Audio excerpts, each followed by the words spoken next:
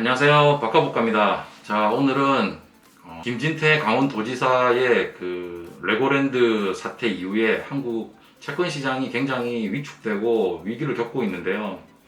이 부분과 관련해서 한국에 제2의 IMF가 올 것이냐, 이거에 대해서 좀 알아보려고 합니다. 자, 외신에서는 지금 한국 경제에 대해서 신용위기가 왔다, 이렇게 평가하고 있죠. 신용위기가 오고 난 다음에는 알다시피 금융위기가 오고, 금융위기 다음에는 경제위기가 오는 건데요. 지금 한국은 외환 보유고가 지금 4,100억 달러 정도가 됩니다. 그래서 이제 원래는 전 세계 9위 정도의 수준이었는데, 이 정도면 충분하지 않느냐? 물론 맞습니다. IMF 때와 비교하면은 엄청나게 많은 외환 보유를 하고 있는 상황이죠. 하지만 매달 무역 적자를 지금 한 50억 달러 이상씩 내고 있고, 환율 방어한다고 매달 수십억에서 많게는 수백억 달러씩 쓰고 있습니다. 이런 상황이다 보니까 IMF에 대해서 걱정하시는 분들이 많고, 그런 상황이기 때문에 이거와 관련해서 얘기를 좀 해보려고 하는 겁니다. 자, 이렇게 아슬아슬하게 상황이 펼쳐지고 있는 와중에 강원도에서 9월 28일 날짜로 이제 김진태가 레고랜드 관련해서 채무 보증을 이행을 못하겠다, 이렇게 선언을 했죠. 그 내용 좀 알아보겠습니다. 자, 이 내용을 좀 보시면 강원중도개발공사가 BNK투자증권으로부터 빌린 2,080억에 대해서 대신 갚는 것 사태를 방지하기 위해서 이같이 조치를 취했다. 자, 이게 채무 보증을 한 것에 대해서 갚지 못하겠다, 이렇게 이야기를 한 겁니다. 이렇게 되고 나니까 해외 투자자들이 봤을 때는 한국 정부, 지방 정부에서 채무를 보증한 것을 이행하지 못하겠다고 하니까 이게 난리가 난 거죠. 그러면서 이제 회사채를 발행하는 회사들은 이율이 계속 높아지고, 왜냐하면 정부와 지방 정부도 지금 현재 못 믿는 상황이 돼버렸으니까요. 경제는 심리라고 하지 않습니까? 심리고 신뢰인데 신뢰가 깨진 거죠. 자, 이런 상황이 이렇다 보니까 김진태가 이제 베트남으로 출장을 갔다가 하루 일찍 들어와서 이제 채무 보증은 반드시 이행을 하겠다, 본의 아니게 사태가 커져서 미안, 이런 얘기를 합니다. 그러면서 이제 2,050억을 12월 15일까지 상환하겠다, 정치적 의도는 없다, 내년 1월 29일에 이전의 상황을 앞당겨서 뭐 이렇게 12월 15일에 하겠다고 얘기했는데, 기자도 이렇게 얘기합니다. 조기 상환 효과는 미지수다. 왜냐하면 한번 이제 신뢰가 깨졌기 때문이죠. 자, 당시에 이 김진태가 했던 행동에 대해서 세 가지 이유 중에 하나의 이유일 것이다 라고 얘기하시는 분들이 많습니다. 첫 번째는 이재명 민주당 대표가 성남시장일 때 정부 빚에 대해서 모라토리움을 선언했었죠. 이 모라토리움이라고 하는 거는 지불을 유예해달라, 갚지 않는 건 아니다, 대신 이제 좀 천천히 갚게 날짜를 이렇게 좀 조율을 하자.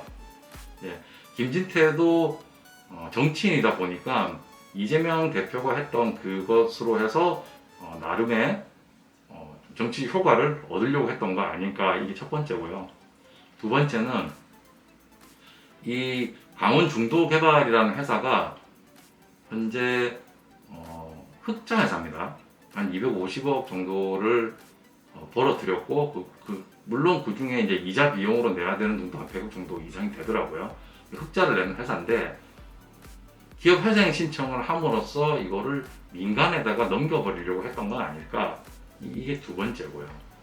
자, 세 번째는 이제 강원도가 가지고 있는 이 채무 보증에 대한 거 2,050억을 기업 회생 신청을 해버림으로써 이제 정부에서 그거를 갚아주게끔 만들어서 도정의 빚을 청산시킨 어떤 도지사의 그런 면모를 보여주고 싶었던 게 아닐까. 이 세 가지 이유 중에 하나가 가장 합리적으로 생각이 되는 대목입니다. 어떤 거일지는 조사를 해봐야 되지만, 사실 이 사람이 이제 민선이기 때문에 조사하는 게 쉽지가 않죠. 그래서 지금 계속 흘러가고 있습니다. 이 12구 참사와 마찬가지로 단계 올라가면서 누구 자잘못을 막 따질 수 있는 상황이 아니라는 얘기죠. 누구도 책임지지 않고 가고 있는데 이 후폭풍이 굉장히 심각합니다. 자, 후폭풍을 좀 알아볼게요. 자, 이렇게 되면서 그 흥국생명이 이제 신종자본증권 콜옵션을 예정대로 행사를 한다. 해외 달러 조달 시장 경색이 되면서 이제 급한 불을 끌 수 있을까 이런 의문이라는 이제 기사가 났는데, 흥국생명이 이제 미행사하기로 한 게 한 5억 달러 규모, 한 5천억 정도 됩니다. 이게 이 5천억이 이제 어떤 돈이냐?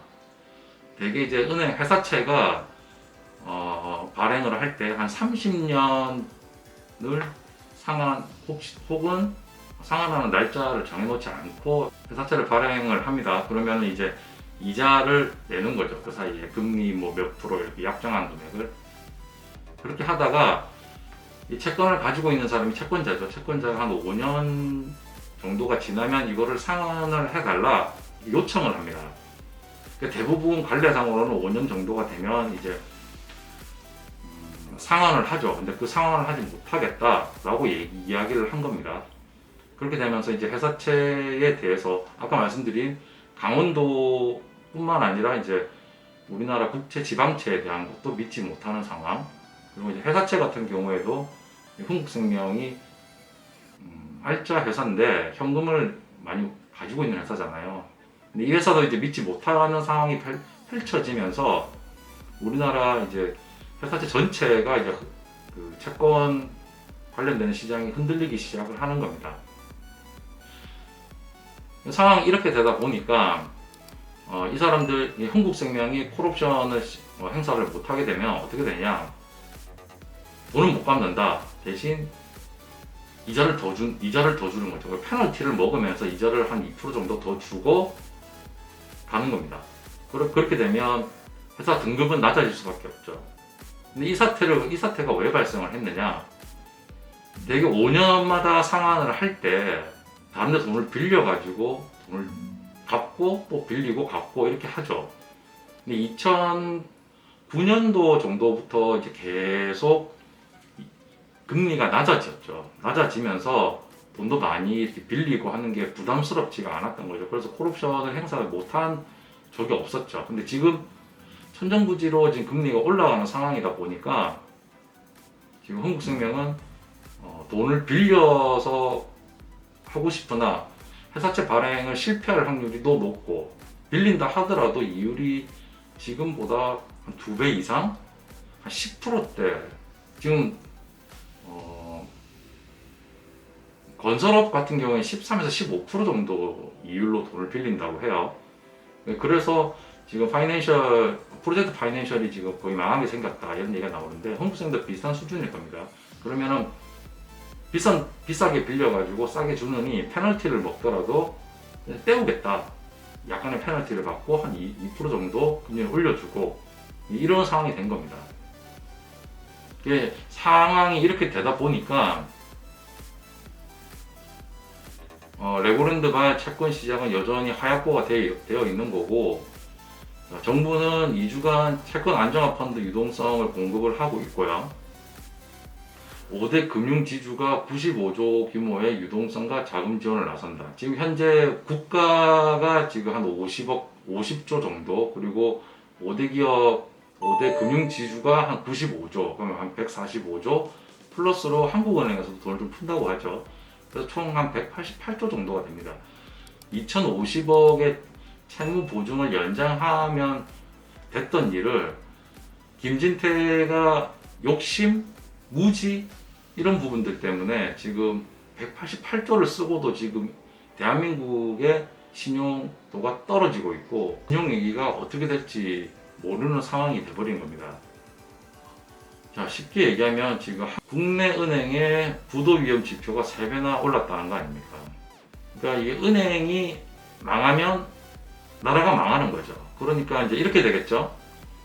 정부에서 계속 돈을 빌려줍니다. 아까 이제 흥국생명 같은 경우에도 은행에서 4천억 이상을 돈을 빌려주라고 한 거죠. 그러니까 없어도 됐었던 일이 은행에서 돈을 빌려주게끔 만든 거죠. 그 돈을 갚아라 이렇게 된 겁니다.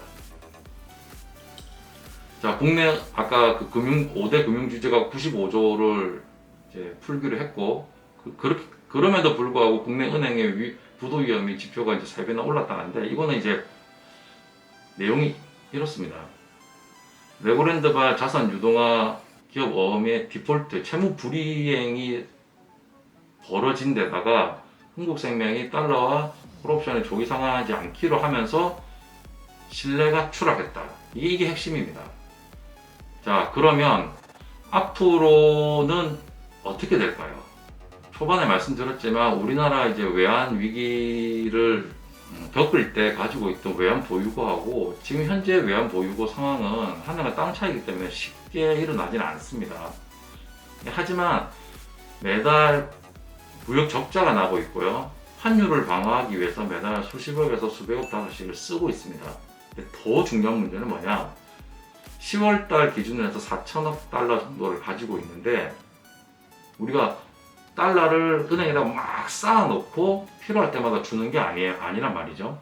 대부분 다른 나라 채권에 투자를 한 겁니다. 채권을 투자를 했는데 이 채권이 가치가 하락을 많이 했단 말이죠. 이 가치 하락 부분이 반영이 됐을 때 실질적인 우리나라의 금융위기, 외환위기가 오지 않을까라고 생각할 수 있는데요. 이게 어느 정도 수준인지를 가치평가를 해봐야 됩니다. 외환 보유고가 하나도 없을 때 외환 위기냐? 그건 아니고요. 지금 한 2천억 달러 정도가 되면 실질적으로 우리나라에도 외환 위기가 왔다라고 판단할 수 있습니다. 그 가치 판단이 되면 지금 실질적인 외환 보유고 수준을 확인할 수 있고 그렇게 되면 위기인지 아닌지 확인할 수 있는데 중요한 문제는 내년도에 우리나라에 들어올 흥국생명과 같이 외환을 풀어야 되는 이슈들이 한 60조에서 100조 정도가 되거든요. 이런 부분들이 해결을 못한다고 하면 당연히 올 수 있고요. 지금 정치인이 경제에 이제 똥을 부리는 것처럼 보이는 이런 상황들이 또 연출이 된다면 기업들도 지금 수출이 감소하고 있고 신용은 위기고 경제도 위기가 오고 있는데 정치까지 거기에 관여해서 똥을 뿌린다면 당연히 올 수 있습니다. 확률을 몇 프로냐 뭐 이런 건 의미가 있는 건 아니고요. 분명히 올 수 있는 상황이기 때문에 만반의 준비를 해야 되는데 이 정부가 만반의 준비를 하고 있느냐? 또 그렇지도 못합니다. 제가 왜 이렇게 말씀드릴 수 있냐면 김진태가 레고랜드 건으로 이제 채무 불이행을 하겠다라고 했을 때 기재부하고 대통령실에 보고하지 않았을까? 협의하지 않았을까? 당연히 했겠죠. 기재부와. 그리고 흥국생명이 콜옵션을 시행하지 않기로 했을 때 기재부 얘기하지 않았을까요? 했습니다. 기재부에서 잘된 현상이다 라고 했단 말이죠. 근데 그 후폭풍을 이렇게까지 클 줄 몰랐던 거죠. 정부, 특히 기재부가 지금 현재 어떤 생각을 하고 있는지는 모르겠는데 그 무능이 지금 총체적으로 퍼펙트 스톰으로 지금 우리 바로 앞에까지 와 있다고 보시면 됩니다. 금융위기, 신용위기, 경제위기 시작도 안 했습니다. 초입 단계라고 보시면 되고요. 실질적인 거는 내년 상반기 그때쯤에 정말 우리 피부로 체감할 수 있는 거죠. 왜냐하면 지금 아마존이나 메타, 트위터 같은 그 빅테크 기업들도 전부 이제 채용을 줄이거나 동결하고 있거든요. 우리도 마찬가지일 거란 말이죠. 대규모 해고라든지 실업 이런 부분들로 해서 이제 구조조정이 당연히 올 수 있는 거고요. 기재부 정신 차렸으면 좋겠습니다. 사실 주식 투자하는 사람들이면 지금 다 느끼고 있는 거겠지만 상황이 쉽지 않은 부분은 확실하고요. 결론적으로 말씀드리면 김진태 사태가 보여주듯 이제 정치가 경제를 잡아먹고 경제에 똥을 뿌리는 사태 한두 번만 살얼음판에서 삐끗하면 대한민국 경제는 위기를 겪을 수밖에 없습니다. 그 위기는 오롯이 국민들이 서민들이 겪을 수밖에 없고요.